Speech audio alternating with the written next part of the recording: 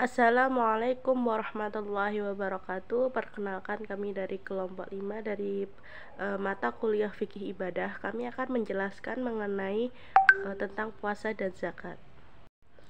Sebelumnya perkenalkan anggota dari kelompok kami. Yang pertama yaitu ada Mayatri Hartati dengan NIM 21522116. Yang kedua ada Nanda Putri Halizah dengan NIM 2152211176. Yang ketiga yaitu ada Nur Zulaika Rismawati dengan NIM 2152211188. Yang terakhir yaitu ada Anida Rizky Putri dengan NIM 2152211197. Jadi yang pertama kita akan membahas tentang puasa. Puasa secara bahasa berasal dari bahasa Arab, yaitu dari kata as-saum yang artinya menahan. Dan secara istilah, puasa memiliki makna menahan diri dari hal-hal seperti syahwat perut, yaitu makan dan minum, dan dari syahwat kelamin, yaitu bersetubuh, mulai dari terbitnya fajar sampai terbenamnya matahari yang sudah disertai dengan niat dan beberapa syarat. Dalil tentang puasa yaitu ada pada firman Allah dalam Quran surat Al-Baqarah ayat 187 yang berbunyi, A'udzubillahi minasyaitonirrajim. Bismillahirrahmanirrahim. Uhilla lakum lailatas syiyam mirrafathu ila nisaikum hunna libasul lakum wa antum libasul lahun.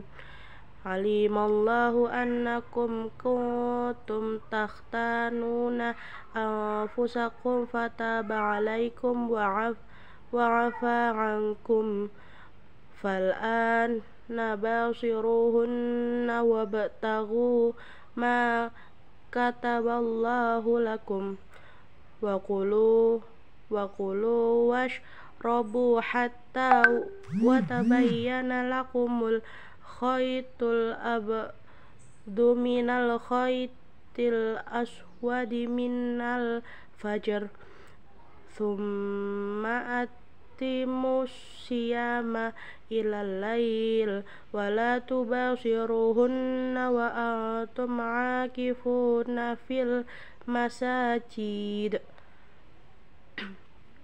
tilka hududullah fala taqrabuha kadzalika yubayyinullahu ayatihi linnasi la'allahum tattaqun. Shadaqallahul adzim. Yang artinya, dihalalkan bagimu pada malam hari berpuasa bercampur dengan istrimu. Mereka adalah pakaian bagimu dan kamu adalah pakaian bagi mereka. Allah mengetahui bahwa kamu tidak dapat menahan dirimu sendiri, tetapi Dia menerima tobatmu dan memaafkanmu. Maka sekarang campurilah mereka dan carilah apa yang telah ditetapkan Allah bagimu. Makan dan minumlah hingga jelas bagimu perbedaan antara benang putih dan benang hitam, yaitu fajar. Kemudian sempurnakanlah puasa sampai datangnya malam. Tetapi jangan kamu campuri mereka ketika kamu beriktikaf dalam masjid. Itulah ketentuan Allah, maka janganlah kamu mendekatinya. Demikianlah Allah menerangkan ayat-ayatnya kepada manusia agar mereka bertakwa. Selanjutnya yaitu ada rukun puasa dan syarat sah puasa. Rukun puasa yaitu ada dua. Yang pertama yaitu niat, dan yang kedua yaitu menghindari perbuatan yang dapat membatalkan puasa. Yang pertama yaitu niat. Niat adalah suatu hal yang wajib jika kita hendak melakukan ibadah puasa. Niat dapat diucapkan dalam hati maupun dilafazkan. Jika dilafazkan itu sebenarnya hukumnya sunnah. Waktu pelaksanaan niat itu juga berbeda-beda tergantung pada puasanya. Jika puasa fardu, maka niat harus niat pada malam harinya, yaitu sejak terbenamnya matahari sampai terbitnya fajar shidik. Jika puasa sunnah, maka waktu niat diperpanjang hingga sebelum zawal atau tergelincirnya matahari dari garis tengah vertikal bumi ke arah barat, dengan catatan tidak melakukan hal yang dilarang dalam puasa. Yang kedua yaitu menghindari perbuatan yang dapat membatalkan puasa. yaitu seperti halnya dengan makan, minum, bersetubuh, dan lain-lainnya sepanjang siang saat waktu puasa tersebut. Selanjutnya ada syarat sah puasa. Syarat sah puasa yaitu yang pertama adalah beragama Islam, yang kedua itu balik, yang ketiga berakal atau mumayyiz, yaitu tidak ada gangguan mental maupun pikiran, dan bisa membedakan mana hal yang baik dan mana hal yang buruk. Dan yang terakhir yaitu ada suci dari haid dan nifas. Dan berikut adalah macam-macam puasa. Yang pertama yaitu ada puasa fardu. Puasa fardu terdiri dari 5 puasa, yaitu yang pertama yaitu ada puasa Ramadan. Puasa yang hukumnya wajib dan pelaksanaannya pada bulan Ramadan dengan jumlah hari diantaranya antara 29 sampai 30 hari. Yang kedua yaitu ada puasa qadha. Puasa qadha adalah puasa wajib untuk mengganti puasa Ramadan yang ditinggalkan. Yang ketiga yaitu ada puasa nazar. Puasa nazar adalah puasa yang tidak diwajibkan oleh Tuhan, begitu juga tidak disunahkan oleh Rasulullah SAW, melainkan manusia sendiri yang telah menetapkannya bagi dirinya sendiri untuk membersihkannya atau tazkiyatun nafs, atau mengadakan janji pada dirinya sendiri bahwa apabila Tuhan telah menganugerahkan keberhasilan dalam suatu pekerjaan, maka ia akan berpuasa sekian hari. Yang keempat yaitu ada puasa kafarat. Puasa kafarat adalah puasa sebagai penebusan yang dikarenakan pelanggaran terhadap suatu hukum atau kelalaian dalam melaksanakan suatu kewajiban, sehingga mengharuskan seorang mukmin mengerjakannya supaya dosanya diampuni. Yang terakhir yaitu ada puasa fidyah. Puasa fidyah adalah puasa yang dilakukan sebagai pengganti dari kewajiban membayar dam yang dikarenakan melanggar peraturan haji, yaitu pada 3 hari di kota suci dan 7 hari lagi di negara sendiri. Macam-macam puasa yaitu puasa sunnah. Puasa sunnah itu terdapat beberapa puasa sunnah. Yang pertama adalah puasa Ayyamul Bid, puasa yang dilakukan pada tanggal 13, 14, dan 15 dari bulan Qomariyah atau tahun Hijriah. Yang kedua adalah puasa Senin Kamis, puasa sunnah yang dianjurkan untuk dilaksanakan oleh umat muslim pada setiap hari Senin dan Kamis. Yang ketiga adalah puasa Arafah, puasa yang dilakukan setiap tanggal 9 Zulhijjah dengan keutamaan menghapuskan dosa 1 tahun yang akan datang. Kemudian yang keempat adalah puasa Asyura, puasa yang dilakukan pada tanggal 10 Muharram dengan keutamaan menghapus dosa setahun yang lalu. Kelima adalah puasa 6 hari di bulan Syawal, puasa sunnah yang dilakukan selama 6 hari di bulan Syawal setelah hari raya Idul Fitri dengan keutamaan seperti berpuasa setahun penuh. Yang keenam adalah puasa Tarwiyah, puasa yang dilakukan pada hari ke-8 bulan Zulhijjah yang keutamaannya bagi orang yang melakukan seperti berpuasa selama 1 tahun penuh. Yang ketujuh adalah puasa Nabi Daud, puasa yang dilakukan selang-seling, yaitu sehari berpuasa dan sehari tidak. Kemudian adalah puasa Sya'ban, puasa yang dilakukan di bulan Sya'ban, dan keutamaannya adalah Allah mengharamkan tubuhnya dari api neraka, kelak akan menjadi penghuni surga dan menjadi teman bagi Nabi Yusuf SAW. Akan mendapatkan pahala seperti yang telah dilimpahkan Allah SWT kepada Nabi Ayub dan Nabi Daud. Yang kesembilan adalah puasa Tasu'a, puasa sunnah yang dilakukan setiap tanggal 9 Muharram. Kemudian ada yang ke-10 adalah puasa sunnah 1-7 Zulhijjah, puasa sunnah yang dilakukan dari tanggal 1-7 Zulhijjah. Kemudian ada macam-macam puasa, yaitu puasa makruh. Yang pertama adalah puasa pada hari Jumat secara tersendiri, yang mana artinya berpuasa pada hari Jumat hukumnya makruh apabila itu dilakukan secara mandiri. Artinya hanya menghususkan hari Jumat saja untuk berpuasa. Tidak ada lanjutan puasa hari sebelumnya atau hari sesudahnya. Kemudian ada yang kedua adalah puasa sehari atau 2 hari sebelum Ramadan. Dari Abu Hurairah, dari Nabi Shallallahu Alaihi Wasallam, beliau bersabda, janganlah salah seorang dari kamu mendahului bulan Ramadan dengan berpuasa sehari atau 2 hari, kecuali seorang itu terbiasa, maka berpuasalah hari itu. Yang ketiga adalah puasa pada hari Syak atau meragukan, sebab sabda Rasulullah Shallallahu Alaihi Wasallam dari Silah bin Zufar berkata, kami berada di sisi Ammar pada hari yang diragukan Ramadannya. Lalu didatangkan seekor kambing, maka sebagian kaum menjauh. Maka Ammar berkata, barang siapa yang berpuasa hari ini, maka berarti dia mendurhakai Abul Hashim. Kemudian macam-macam puasa haram. Yang pertama adalah istri puasa sunnah tanpa pengetahuan dari suami, atau suami tahu tidak mengizinkan, kecuali apabila suami sedang tidak membutuhkan, seperti suami sedang berpergian, sedang haji atau umrah. Yang kedua adalah puasa pada hari raya Idul Fitri atau Idul Adha.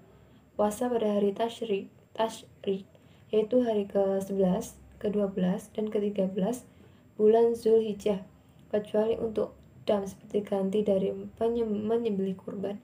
Yang ketiga adalah puasa wanita haid atau nifas baru melahirkan. Keempat adalah puasa dar, puasa setiap hari tanpa buka. Hadis Rasulullah Shallallahu Alaihi Wasallam tidak dinamakan puasa orang yang berpuasa terus menerus. Kemudian ada materi sunnah-sunnah berpuasa dan hal-hal yang membatalkan puasa. Sunnah-sunnah puasa yang pertama adalah makan sayur, mengakhiri sahur, menyelenggarakan berbuka puasa, memberi makan orang yang berbuka puasa, memperbanyak sedekah. Kemudian hal-hal yang membatalkannya, yang pertama adalah makan dan minum, kedua muntah dengan disengaja, ketiga bersetubuh, keempat keluar darah haid atau nifas, kelima gila. Jika seseorang mengalami gila pada siang hari, maka batallah puasanya. Kemudian hal yang makruh saat berpuasa, yang pertama adalah berbekam, kedua adalah mengulum sesuatu di dalam mulut, ketiga merasakan makanan dengan lidah, contohnya saat memasak dan mencicipinya, keempat memakai wangi-wangian, kelima bersiwak atau menggosok gigi saat terkena terik matahari, yang keenam adalah berkumur di luar kumur wudu. Kemudian selanjutnya yaitu orang yang diperbolehkan tidak berpuasa. Yang pertama adalah perempuan yang sedang haid atau nifas, maka dia tidak diperbolehkan untuk melakukan puasa. Kemudian yang kedua adalah orang yang sakit dan orang yang sedang dalam perjalanan jauh. Yang ketiga adalah orang yang sedang dalam keadaan sulit atau terpaksa. Orang yang dimaksud adalah orang tua, orang yang sedang mengandung, menyusui, dan lain sebagainya. Kemudian keutamaan berpuasa. Yang pertama adalah mendapatkan pahala khusus dari Allah. Yang kedua adalah puasa dapat membentuk dan meningkatkan kesehatan jasmani dan rohani. Yang ketiga adalah puasa sebagai media latihan dan pendidikan dari yang keempat adalah memberikan 2 kebahagiaan, yaitu kebahagiaan dunia dan akhirat. Zakat adalah rukun Islam yang ketiga. Zakat diambil dari kata zaka yang berasal dari bahasa Arab yang artinya suci, baik, berkah, tumbuh, dan berkembang. Zakat menurut syara adalah nama bagi sejumlah harta tertentu yang sudah mencapai syarat tertentu yang diwajibkan oleh Allah Subhanahu wa taala untuk dikeluarkan dan diberikan kepada orang yang berhak menerima dengan persyaratan tertentu. Perintah menunaikan zakat disebutkan secara berurutan dengan perintah salat dalam Al-Quran yang berjumlah tidak kurang dari 28 kali. Dengan demikian diartikan bahwa posisi zakat sejajar dengan penegakan atau perintah salat. Di dalam firman Allah yang memerintahkan untuk berzakat yaitu Al-Baqarah ayat 43 yang berbunyi wa aqimus sholata wa atuz zakata warka'u ma'ar raki'in. yang artinya, dan dirikanlah salat, tunaikanlah zakat, dan rukuklah beserta orang-orang yang rukuk. Hukum zakat dan kedudukannya. Membayar zakat hukumnya wajib bagi muslim yang mampu, dari mulai yang dewasa sampai anak kecil. Apabila orang mampu atau mempunyai harta dan tidak mau membayar zakat, maka akan mendapatkan dosa yang besar. Wa ma umiru illa liya'budullaha mukhlishina lahuddina hunafa wa yuqimus sholata wa yutuz zakata wa zalika dinul qayyimah, yang artinya padahal mereka hanya diperintah menyembah Allah dengan ikhlas menaatinya semata-mata karena menjalankan agama, dan juga agar melaksanakan salat dan menunaikan zakat, dan yang demikian itulah agama yang lurus atau benar. Quran Surat Al-Baniyah ayat 5. Hukuman bagi orang yang tidak berzakat. Nabi Muhammad SAW bersabda, barang siapa diberi harta oleh Allah lalu tidak membayarkan zakatnya, maka hartanya itu akan diwujudkan dengan ular botak yang mempunyai 2 titik hitam. Ular itu akan melilitnya pada hari kiamat, mengambil dengan kedua lehernya. Kemudian berkata, akulah hartamu, akulah simpananmu. Lalu membaca, sesekali janganlah orang-orang yang bakhil dengan harta Allah berikan kepada mereka dari karunia-Nya, menyangka bahwa kebakhilan itu adalah buruk bagi mereka. Harta yang mereka bakhilkan itu akan dikalungkan kelak di lehernya pada hari kiamat. Dan kepunyaan Allah lah segala warisan yang ada di langit dan di bumi, dan Allah mengetahui apa yang kamu kerjakan. Hadis riwayat pemilik Kutubus Sitah 6 kitab hadis selain At-Tirmizi dari Abu Hurairah, Jam'us Zawaid. Tujuan dan fungsi zakat. Tujuan zakat adalah untuk mensucikan dan membersihkan harta kekayaan atau pemilik harta. Selain itu, zakat bertujuan untuk mendidik berinfak dan memberi, berakhlak dengan Allah Subhanahu wa Ta'ala, menghindarkan dari sifat kikir, dan membangun harmonisasi hubungan antara umat Islam. Zakat dapat berfungsi sebagai salah satu sumber dana sosial ekonomi bagi umat Islam.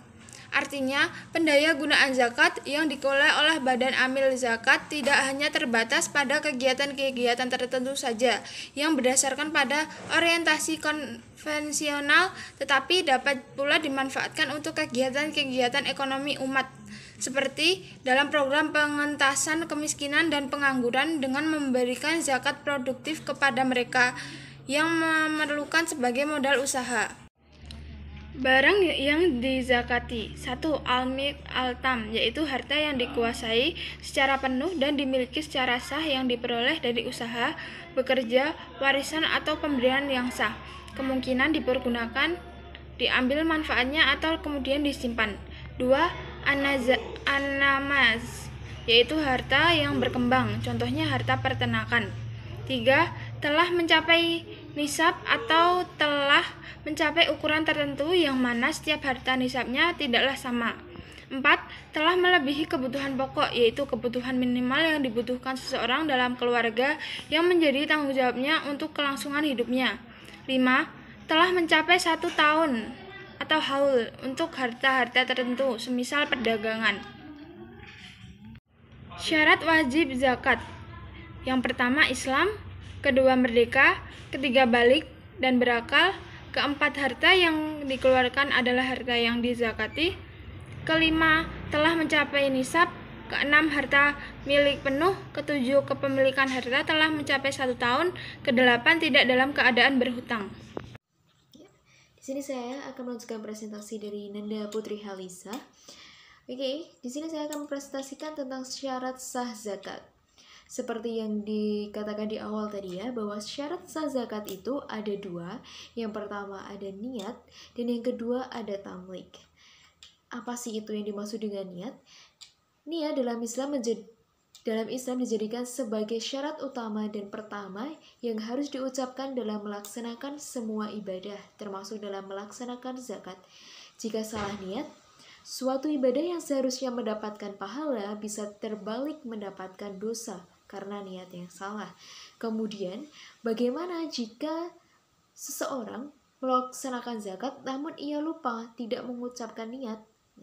Para pakar fikih menegaskan bahwa yang mendasar dalam pelaksanaan zakat adalah niatnya.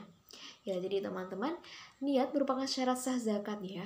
Jadi jangan lupa untuk mengucapkan niat sebelum melaksanakan zakat. Seperti itu. Tidak diisyaratkan melafalkan niat zakat, bahkan mengucapkan lafal niat tanpa diniati dalam hati, hukumnya tidak sah. Seperti itu ya. Kemudian yang kedua ada tamlik. Tamlik menjadi syarat sahnya pelaksanaan zakat, yaitu harta zakat diserahkan kepada mustahik. Dengan demikian, seseorang tidak boleh memberikan makan kepada mustahik kecuali dengan jalan tamlik. Ya. Kemudian mazhab Hanafi berpendapat bahwa zakat tidak boleh diserahkan kepada orang gila ataupun anak kecil yang belum mumayyiz, kecuali jika harta yang diberikan tersebut diambil oleh orang yang berwenang mengambilnya, seperti ayah, orang yang diberi wasiat, atau yang lainnya. Ya, pada slide selanjutnya ini ada macam-macam zakat. Yang pertama ada zakat mal.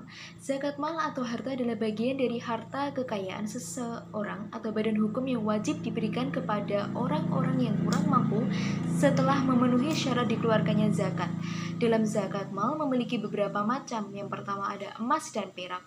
Emas dan perak ini berupa perhiasan bisa menjadi salah satu harta kepemilikan yang bisa diberikan sebagai zakat mal. Selain itu, mata uang yang terbuat dari emas dan perak juga bisa dijadikan sebagai harta zakat mal. Berbagai bentuk penyimpanan uang lainnya seperti halnya tabungan, cek, saham, atau surat berharga lainnya termasuk dalam kategori emas dan perak yang bisa diberikan sebagai zakat mal. Kemudian beberapa harta kekayaan ini dapat diuangkan dan diberikan sebagai zakat mal. Kemudian yang kedua ada binatang ternak. Dan binatang ternak ini meliputi hewan besar seperti unta, sapi, atau kerbau.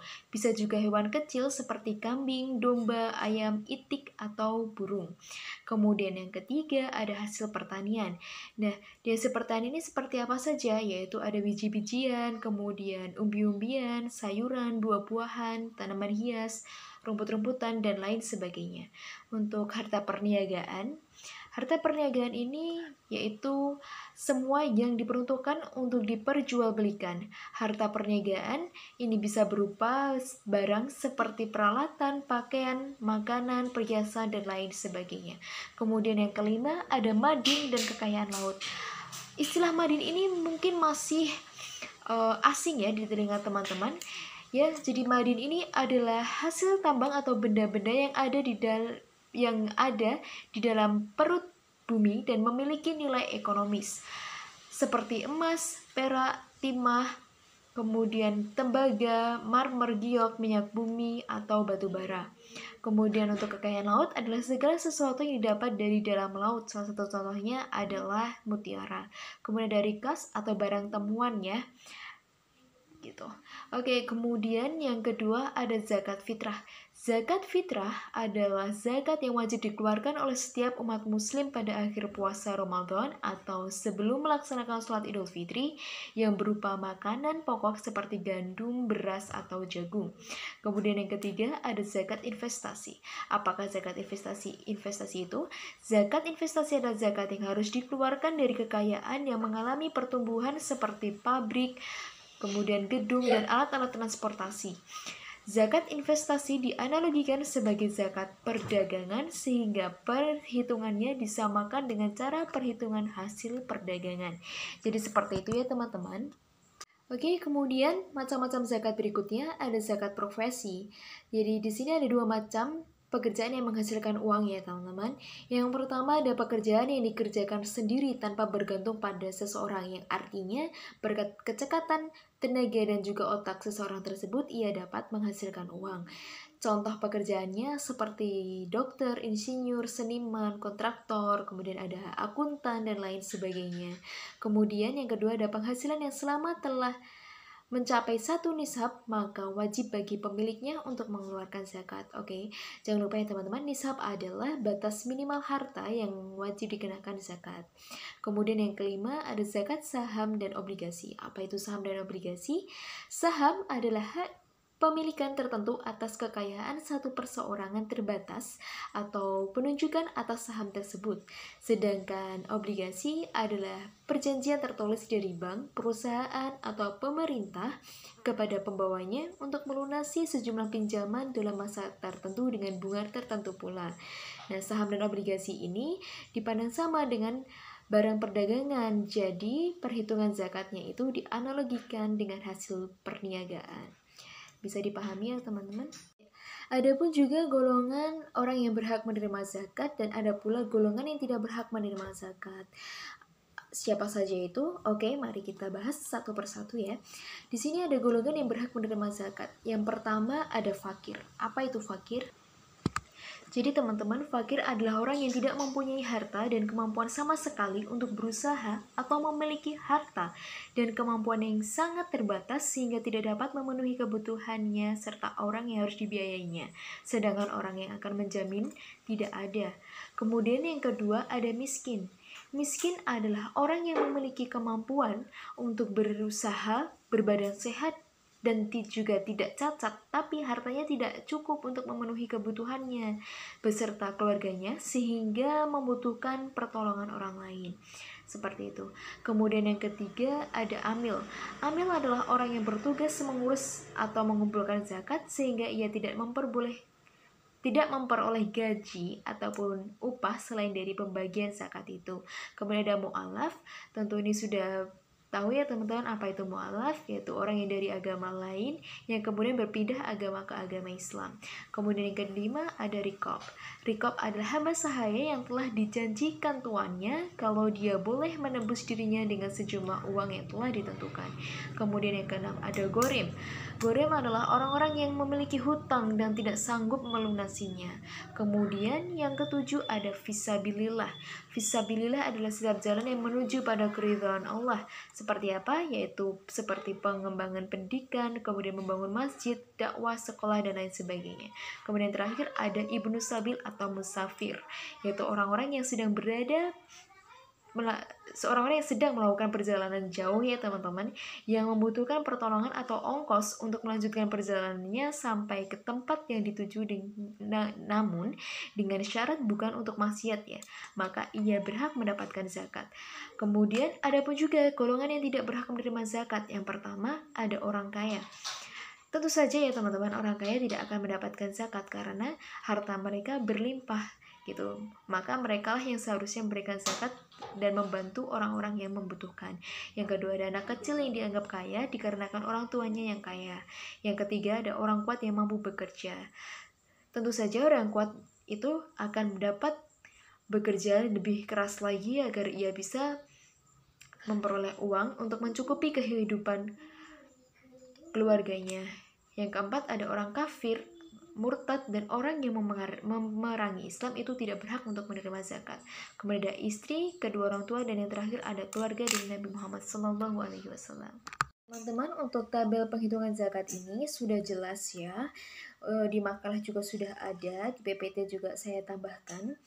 Jadi mungkin di sini saya tidak akan menjelaskan secara terperinci. Yang saya jelaskan mungkin hanya seperti keterangan-keterangannya ya. Seperti itu, seperti yang pada di nomor 1 ini. Untuk tumbuh-tumbuhan ya atau makanan pokok di sini ada keterangan jika air susah atau jika air mudah. Jadi yang dimaksudkan itu seperti apa? Jika air susah, berarti yang dimaksudkan itu waktu kekeringan ya atau kemarau. Jadi airnya itu susah, maka petani tersebut akan dikenakan kadar zakat sebesar 5% ya. Tapi dengan syarat nisabnya itu sudah mencapai 750 kg. Namun jika belum mencapai 750 kg berarti dia tidak perlu untuk membayar zakat ya, tidak diwajibkan untuk membayar zakat. Oke, kemudian yang kedua ada jika air mudah. Nah, jika air mudah di sini artinya yaitu airnya itu dapat mudah untuk diperoleh ya. Contohnya seperti petani tersebut menggunakan air hujan atau menggunakan pengairan ya yang difasilitaskan ya biasanya untuk di desa-desa seperti itu ada pengairan tersendiri, saluran irigasi seperti itu ya, itu kan ada airnya. Nah, itu biasanya akan dikenakan kadar zakat sebesar 10%. Seperti itu.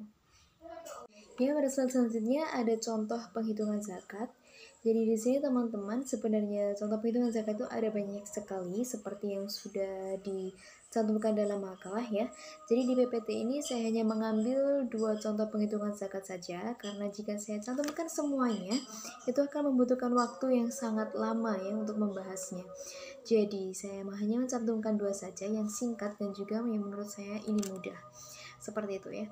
Yang pertama ada zakat fitrah. Pak Rahmat memiliki 1 orang istri dan 3 orang anak dan bersama mereka juga tinggal ayah mertua dan ibu mertua.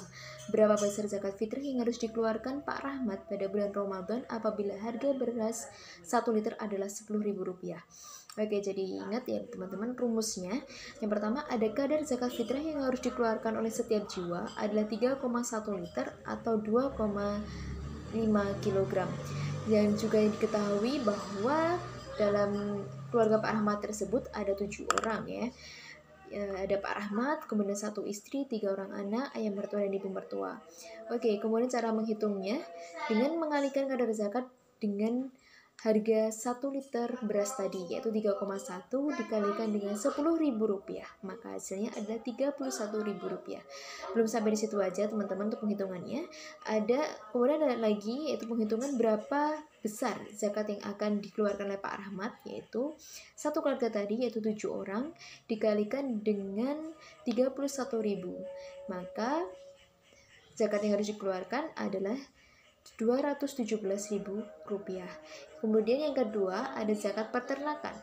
Pak Dodi adalah seorang pengembala yang telah sukses. Ia memiliki kambing sebanyak 300 ekor. Berapa zakat yang harus dikeluarkan Pak Dodi apabila diketahui harga 1 ekor kambing adalah Rp2.500.000? Oke, jawabannya nisab kambing adalah 201-300 ekor. Berarti Pak Dodi telah memenuhi nisab, maka diwajibkan untuk membayar zakat. Kemudian kadar zakat yang harus dikeluarkan yaitu 3 ekor kambing yang berumur 2 tahun. Oke, masuk langsung ke caranya saja, yaitu harga 1 ekor kambing tadi yang sudah diketahui ada Rp2.500.000. Maka zakat peternakan yang harus dikeluarkan oleh Pak Dodi adalah 3 ekor kambing tadi dikalikan dengan Rp2.500.000. Hasilnya adalah Rp7.500.000. Seperti itu teman-teman. Sekian presentasi dari kelompok kami. Jika ada kesalahan atau kekurang tepatan dalam penyampaian materi, kami mohon maaf yang sebesar-besarnya. Dan juga terima kasih atas perhatiannya. Dan jika ada pertanyaan, boleh ditanyakan kepada kelompok kami mana yang belum jelas dan mana yang masih bingung. Silahkan ditanyakan. Terima kasih. Wassalamualaikum warahmatullahi wabarakatuh. Niat puasa Ramadan. Bismillahirrahmanirrahim. Nawaitu shauma ghadin an adai fardhi syahri Ramadana. Niat puasa qada. Bismillahirrahmanirrahim. Nawaitu shauma ghadin an qada'i fardhi syahri Ramadana lillahi ta'ala. Niat puasa nazar. Bismillahirrahmanirrahim. Nawaitu shauma nazri fardhan lillahi ta'ala. Niat puasa kafarat. Bismillahirrahmanirrahim. Nawaitu shauma ghadin lil kafarin lillahi ta'ala. Niat puasa fidyah. Bismillahirrahmanirrahim. Saya berniat berpuasa fidyah karena melanggar peraturan haji fardu karena Allah Ta'ala. Niat puasa sunnah. Puasa sunnah yang pertama adalah puasa Yaum Ayyamal Bid atau puasa tengah bulan. Yang niatnya yaitu nawaitu shauma ayyamal bid sunatan lillahi ta'ala. Saya berniat puasa ayyamul bid sunnah karena Allah Subhanahu wa taala. Kemudian ada puasa Senin Kamis, puasa sunnah Senin Kamis. Untuk hari Seninnya kita menggunakan niat nawaitu shauma yaumul isnaini sunatan lillahi ta'ala. Saya berniat puasa hari Senin sunnah karena Allah Subhanahu wa taala. Kemudian untuk hari Kamisnya yaitu nawaitu shauma yaumul komisi sunatan lillahi ta'ala. Saya berniat puasa hari Kamis sunnah karena Allah Subhanahu wa taala. Kemudian yang ketiga adalah puasa sunnah Arafah, yang niatnya yaitu nawaitu shauma godin an adai sunatan Arafah lillahi ta'ala. Saya berniat puasa sunnah Arafah esok hari karena Allah Subhanahu wa taala.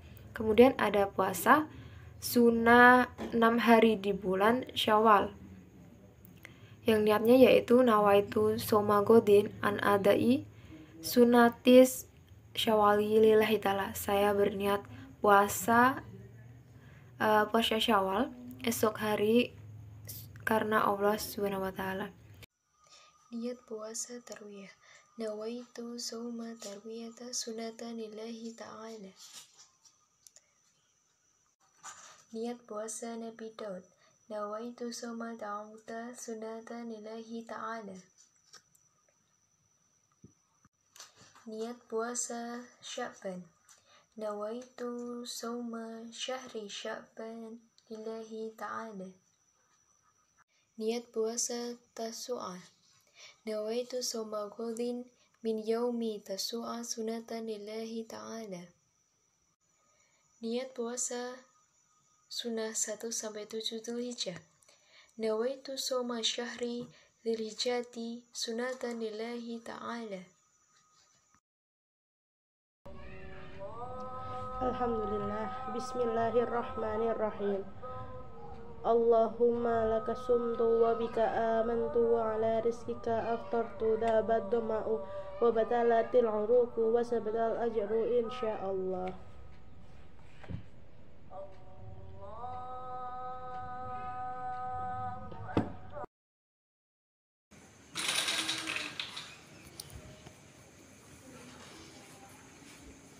Bismillahirrahmanirrahim. Nawaitu an ukhriza zakata al-fitri an nafsi fardhan lillahi ta'ala.